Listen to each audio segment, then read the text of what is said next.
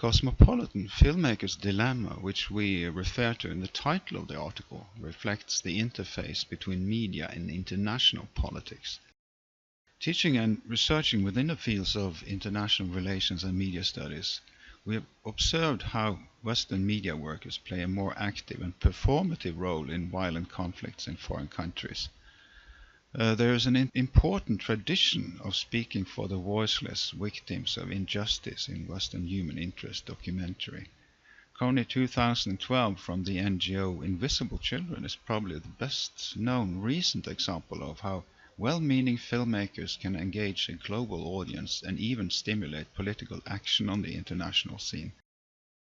When non-state actors such as NGOs and filmmakers use the media to influence the authorities or opinions of other countries, they exercise a form of new public diplomacy. However, when engaging in what Mary Kaldor has referred to as new wars, documentary filmmakers tread a delicate balance, especially in an international setting.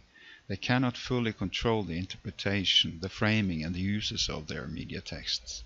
Intentions of documenting suffering and oppression may be framed instead as advocating violent political resistance or even terrorist methods.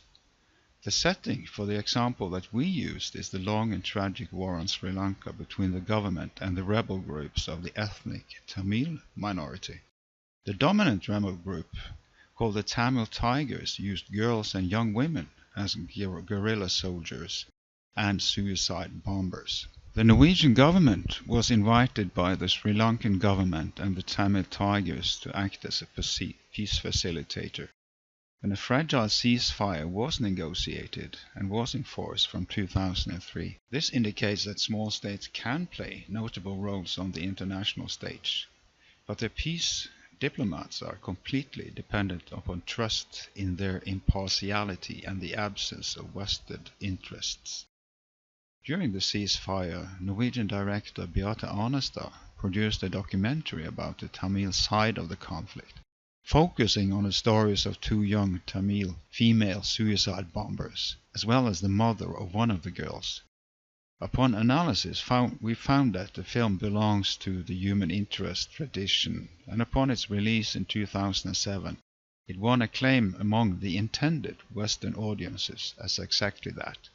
However, we also found that there are certain ambiguities about the Tamil Tigers in the film, and the challenging conditions of the production itself implied operating undercover from the Sri Lankan government, as well as entering into secret negotiations with the Tamil Tigers. In the setting of the deteriorating peace process, the Sinhalese and the Sri Lankan government therefore regarded the film as a political pro-Tamil Tigers intervention into the conflict. It was framed as a validation of the Norwegian peace facilitators conspiring with the Tamil Tigers against Sri Lanka.